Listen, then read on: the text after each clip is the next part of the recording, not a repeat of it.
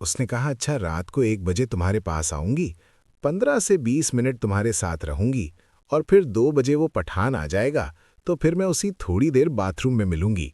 मैंने कहा, अच्छा ठीक है। और फिर अम्मी भी खाना बना के कमरे में ले आईं और वो आके मुझसे कहने लगीं, यूसुफ क्या बातें हो रही हैं बहन भाई में आज अकेले में? मैंने कहा, कुछ नहीं अम्मी, बस वो अपनी बहन से पूछ रहा था कि बच्चों की तबीयत कैसी है और फिर ये कह रहा हूं अगर तुम्हें कुछ ज़रूरत हो तो मुझे बता दिया करो। मेरी अम्मी मुझसे कहने लगीं, यूसुफ मुझसे भी पूछ लिया करो, मैं भी तुम्हारी माँ हूं, कोई दुश्मन नहीं हूं। मैंने कहा, हाँ हाँ क्यों नहीं अम्मी, बताएं आपकी क्या ज़रूरत है। मेरी अम्मी ने कहा कि ज़रूरत तो बहुत कुछ है लेकिन मैं तुम्हें नहीं बता सकती। मैंने देखा मेरी बहन गौर से अम्मी को देख रही है, अजीब सी निगाहों से। फिर अम्मी ने बात बदलने की कोशिश की, खाना रखा और दूसरे कमरे में चली गईं। लेकिन मैं समझ गया था कि ज़रूर कोई ना कोई बात है। फिर मैंने बैठ के अपनी बहन के साथ खाना खाया। मेरी बहन भी बाहर चली गई, किसी काम में मसरूफ़ हो गई। मैं खाना खा के बाहर आया तो अम्मी मेरे कमरे में ही थी। पता नहीं अंदर क्या कर रही थी। मैंने जब कमरे में आके देखा तो मेरी अम्मी रो रही थी। मैंने पूछा, क्या हुआ, सब खैरियत तो है, आप रो क्यों रही हैं? मेरी अम्मी अपने आंसू साफ करने लगीं, कहने लगीं, कुछ नहीं यूसुफ, छोड़ दो तुम इस बात को, तुम अभी तक दुकान पे नहीं गए? मैंने कहा, अम्मी दफ़ा करो दुकान को, आप ये बताएं आपको हुआ क्या है। मैं बहुत परेशान हूं कि मेरी अम्मी को आखिर हुआ क्या था। मैंने बहुत इसरार किया। पहले तो मेरी अम्मी मुझे नहीं बता रही थी, लेकिन बाद में उसने मुझे खुलकर बता दिया, जिसे सुनकर मेरे तो होश ही उड़ गए। मेरी अम्मी मुझसे कहने लगीं, तुम्हारे अब्बू के करतूत तुम्हें पता है कि आजकल वो किन चक्करों में है? मैंने कहा, नहीं अम्मी, मुझे तो नहीं पता, आपको पता होगा, मैं सारा दिन तो दुकान पे होता हूं, मुझे कैसे पता होगा? अम्मी ने कहा, वो रज्जो है ना, बेवा खातून। रज्जो असल में हमारे ही मोहल्ले की एक बेवा खातून थी, जिसका शोहर कुछ साल पहले इंतकाल कर चुका था। उसके बच्चे नहीं थे, वो अकेले ही घर में रहती थी और मैंने तो ये भी सुना था कि वो गलत काम भी करती थी। बाकी गैब अल्लाह का इल्म तो अल्लाह ही जानता है, झूठ क्या है सच क्या है, लेकिन हमने तो खाली सुना था। मैंने कहा, हाँ हाँ अम्मी, क्या हुआ रज्जो को?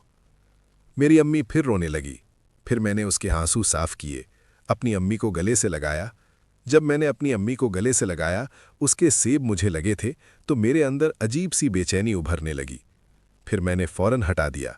मैं समझ गया था ये कौन सी बेचैनी है, लेकिन इस बेचैनी को ख़त्म करने का ये सही वक्त तो नहीं था, इसलिए मैंने फौरन ही अम्मी को हटा दिया। फिर मेरी अम्मी मुझे बताने लगीं, यूसुफ, तुम्हारे अब्बू और वो आपस में लगे हुए हैं, उनके भी ज़रूरी काम चल रहे हैं। मैंने कहा, अम्मी, आप ये कैसे कह सकती हैं? क्या आपने अपनी आंखों से देखा है? अम्मी ने कहा, मैंने देखा तो नहीं, मुझे एक मोहल्ले की औरत ने बताया है। तुम्हारा शौहर आजकल उस घर के बहुत चक्कर लगा रहा है और परसों रज्जो आई भी थी हमारे घर तुम्हारे अब्बू का पूछने। और फिर मैंने ये बात तुम्हारे अब्बू से पूछी कि रज्जू क्यों आई थी तुम्हारा पूछने। वो उल्टा गुस्सा करने लगा, कहने लगा तुम घर में रहो, बाहर के मामलात में तुम दखल अंदाजी मत करो। फिर मैंने उसे गुस्से से कहा कि तुम रज्जू से शादी करने वाले हो। उसने कहा, कर भी लूंगा तो तुमसे पूछूंगा थोड़ी, इसलिए मैं कह रही हूं तुम्हारे अब्बू ने यूसुफ अगर मेरे साथ ऐसा किया तो फिर तुम लोग मुझे मत बोलना जो मैं करूंगी। अब मैं डर गया था। मैंने कहा कि पता नहीं अम्मी क्या करने वाली हैं। फिर मैंने कहा, अम्मी खुदा के वास्ते आप कुछ ऐसा गलत कदम न उठाइएगा। मैं समझ रहा था शायद अम्मी खुदकुशी की बात कर रही हैं, लेकिन वो तो कुछ और ही कह रही थीं, जिसे जानकर मैं शर्म से पानी पानी हो गया। मेरी अम्मी मुझसे कहने लगी, तुम्हारा बाप क्या समझता है, वही खाली खूबसूरत है, खाली उसी के पीछे ही लोग लगे हुए हैं, उसको नहीं पता कि सारा मोहल्ला मुझ पे मरता है। मुझे तो इतनी अच्छी अच्छी ऑफरें आती हैं, मैं तो जानबूझ के ठुकरा देती हूँ कि खैर अब बच्चे हो गए हैं तो ऐसा क्यों करना। लेकिन हाँ, अगर तुम्हारे बाप ने भी ऐसा किया तो फिर मैं भी इसी घर में जिसे दिल चाहेगा उसको बुलाऊंगी और मिलूंगी। मैंने कहा, अम्मी ये आप क्या कह रही हैं? खुदा का खौफ करें, इस तरह की बातें तो ना करें। मेरी अम्मी मुझसे कहने लगी, यूसुफ तुम्हारा बाप क्यों नहीं खुदा का खौफ करता?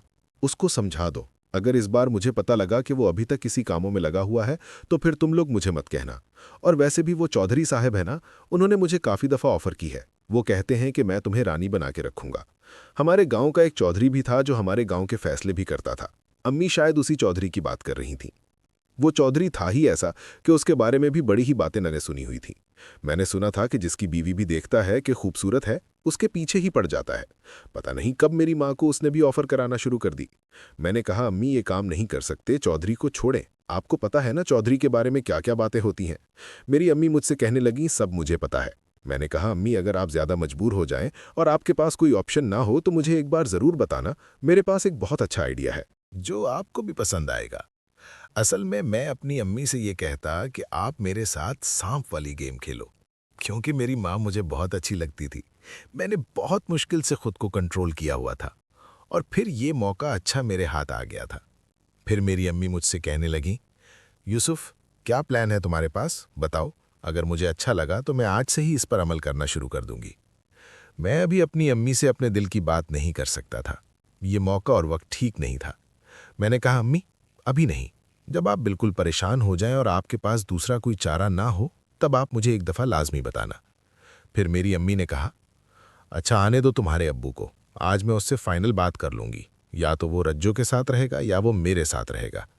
मैंने कहा, अच्छा ठीक है, आपकी मर्जी। और फिर मैं उठ के बाहर आने ही लगा। फिर अम्मी ने मुझे पीछे से आवाज़ दी। फिर मैं पीछे मुड़ा। मैंने कहा, जी अम्मी, क्या हुआ? उसने कहा, यूसुफ, यहाँ आकर बैठो मेरे पास, मुझे भी तुमसे एक बात करनी है। मैंने कहा, जी अम्मी, बताएं। मेरी अम्मी ने मुझसे कहा कि तुम आलिया को जानते हो। मैंने कहा, हाँ अम्मी, हमारे ही मोहल्ले में रहती है, अच्छी तरह से जानता हूँ। अम्मी ने कहा, इसके और तुम्हारे बीच कोई चक्कर चल रहा है। मैंने कहा, नहीं अम्मी, ये आप क्यों पूछ रही हैं, और आपको ये किसने कहा? मेरी अम्मी ने कहा, आलिया आई थी आज मेरे घर पे और यही कहकर गई है कि आप मेरे घर पे रिश्ता भिजवाएं यूसुफ का, और मैं एक दूसरे को पसंद करते हैं।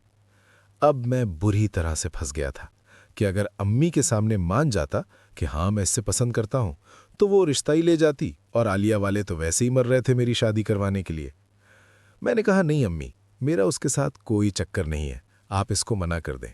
हालांकि मैं करता इससे मोहब्बत था, लेकिन अभी वो ये वक्त नहीं था मैं इससे शादी करूं। मैंने अभी ज़िंदगी में बहुत कुछ देखना था, इसकी मैं अभी प्लानिंग कर रहा था। मेरी माँ की, बहनों की और बहुत सारी और थीं जिनके साथ मैंने बहुत सारा वक्त गुजारना था और उनसे सुकून हासिल करना था। इसलिए फ़िलहाल आलिया से मैं शादी नहीं कर सकता था। फिर मेरी अम्मी ने कहा, अगर कोई चक्कर चल रहा है तो मुझे बता दो, मैं आज ही आलिया की अम्मी और अब्बू से जाके बात कर लेती हूँ तुम्हारी शादी की, और हो भी जाएगी। वैसे वो अच्छी लड़की है, सारे घर का काम जानती है और तुम्हें तो पता है कि बहुत खूबसूरत भी है। मैंने कहा, नहीं नहीं अम्मी, शायद वो मुझे पसंद करती होगी, लेकिन मैं उसे हरगिज़ पसंद नहीं करता, और दोबारा वो आपके पास आए तो आपने उन्हें मना कर देना है। फिर मैं बाहर आया तो मेरी बहन सहन में ही कुछ काम कर रही थी। मुझे सर से लेकर पाँव देखने लगी। कहने लगी, भाई आप अभी तक यहीं हैं, और अम्मी कहाँ हैं? मैंने कहा, अम्मी मेरे कमरे में बैठी हैं। मेरी बहन मुझसे कहने लगी, वो तो मुझे पता है कि वो तुम्हारे कमरे में ही गई हैं। मैंने यही समझा कि शायद दोपहर का वक्त है, वो सोने गई हैं। मुझे नहीं पता था कि तुम भी उसी कमरे में थे। क्या हो रहा था अंदर, क्या बात कर रहे थे? मैंने कहा, कुछ नहीं, तुम अपने काम से काम रखो, हर चीज़ में टांग अड़ाना ज़रूरी नहीं है। फिर मेरी बहन मुझसे कहने लगी, भाई अब तो आप मेरे राजदार हो ना, अच्छा है आप भी मुझे अपनी बातें बताया करो। मैंने देखो कितनी बातें तुम्हें बताई हैं, इस पठान का भी बताया और तैमूर का तो तुम अच्छी तरह जानते हो, और एक और भी है जो मैंने अभी तक तुम्हें नहीं बताया। मैंने कहा, अच्छा, फ़िलहाल मैं दुकान पे जा रहा हूँ, रात कमरे में आना, हम दोनों सुकून लेंगे और मुझे तसल्ली से बता भी देना कि वो कौन है। उसने कहा, नहीं भाई, अभी मैं उस बंदे के बारे में नहीं बताऊंगी, क्योंकि जब आप सुनेंगे कि ये बंदा कौन है तो आपके पैरों तले ज़मीन ही निकल जाएगी। मैं तब आपको बताऊंगी जब मुझे लगेगा कि अब आप मेरे पक्के वाले राजदार बन गए हैं। मैं ये बात सुनकर बड़ा परेशान हुआ, सोचने लगा कि आखिर कौन हो सकता है जिसके साथ मेरी बहन का चक्कर हो। फिर मैं यही सोचते सोचते बाहर निकल आया, और मैं रास्ते में चलता यही सोचता आ रहा था कि आखिर मेरी बहन किसके बारे में बात कर रही थी। फिर मैं दुकान पे भी आ गया तो छोटा बैठा हुआ था। उसने कहा, उस्ताद जी, आप तो खाना खाए हो, मैं भी जाके खा लूँ? मैंने कहा, हाँ हाँ, तुम जाओ। मैं बैठा रहा, काफ़ी देर इस मामले में सोचता रहा कि आखिर वो कौन होगा। बहुत सोचने के बाद सिर्फ दो नाम मेरे जहन में बाकी रहे। एक नाम तो मेरे अब्बू का था, दूसरा नाम मेरे मामू का था, यानी कि मेरी अम्मी के भाई।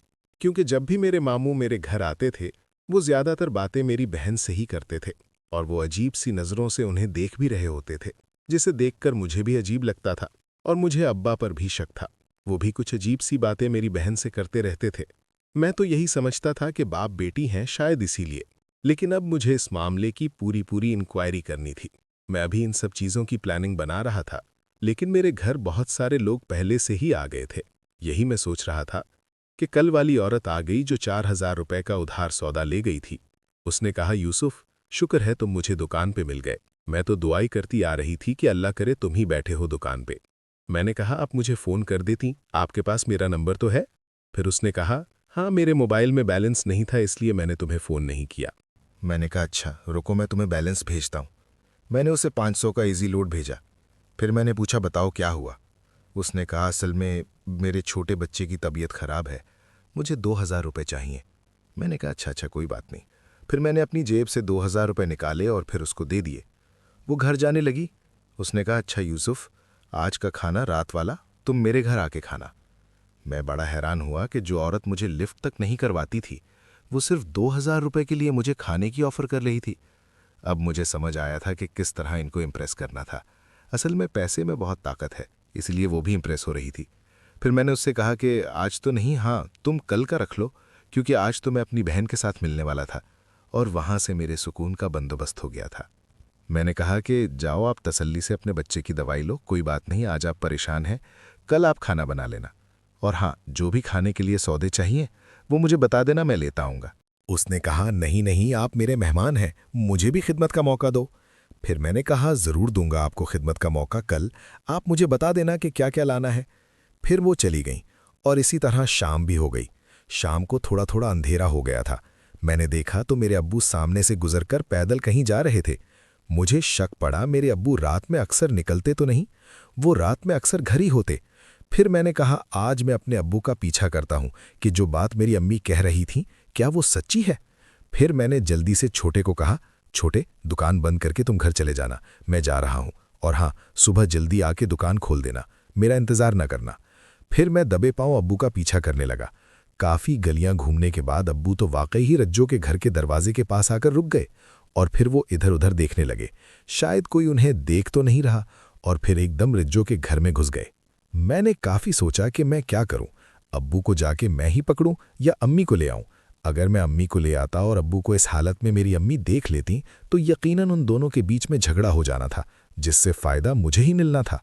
और फिर मैं सोच के फ़ौरन अपने घर आया। घर आया तो मेरी अम्मी खाना बनाने में मसरूफ़ थी। मैंने कहा अम्मी छोड़ें खाना, वो किंजा को दे दें, आप जल्दी मेरे साथ चलें। मेरी अम्मी ने कहा यूसुफ हुआ क्या है, बात क्या हो गई है, इतनी जल्दी में क्यों हो? मैंने कहा अम्मी छोड़ें, बाकी सवाल अब आप बाद में बात कर लेना, फ़िलहाल मेरे साथ चलें। मेरी अम्मी बहन जल्दी से दुपट्टा पहन कर आईं और आहिस्ता से मैंने अपनी अम्मी को कहा अम्मी, जो आज आपने बात मुझे बताई थी दोपहर को वो सच है। मैंने खुद अपनी आंखों से अब्बू को रुज्जो के घर जाते हुए देखा है। मेरी अम्मी जोर से कहने लगी हाँ, मैं ना कहती थी कि ये सच है। चलो आज मैं इसको बताती हूं कि किस तरह ये बाहर मुंह मारता फिरता है। फिर मैंने अम्मी को कहा अम्मी आप शोर ना करना, मोहल्ले वाले सुन लेंगे। अम्मी बोली तो क्या करेंगे? मैंने कहा बस वहां से आराम से अब्बू को घर ले आएंगे, घर आके जो आपने अब्बू के साथ करना है कर लेना, आपको कोई नहीं रोकेगा। मेरी अम्मी फौरन से बाइक पे बैठ गईं और फिर मैंने सीधा बाइक कर रुज्जो के घर आकर रोकी। मेरी अम्मी ने रुज्जो के घर का दरवाज़ा बजाया और दरवाज़ा जैसे ही देखा तो दोस्तों, इस कहानी की अगली किस्त देखने के लिए इस चैनल को सब्सक्राइब कर लें और बेल के आइकॉन को क्लिक कर लें ताकि नए आने वाली किस्त आपको जल्द अज जल्द मिल सके। शुक्रिया।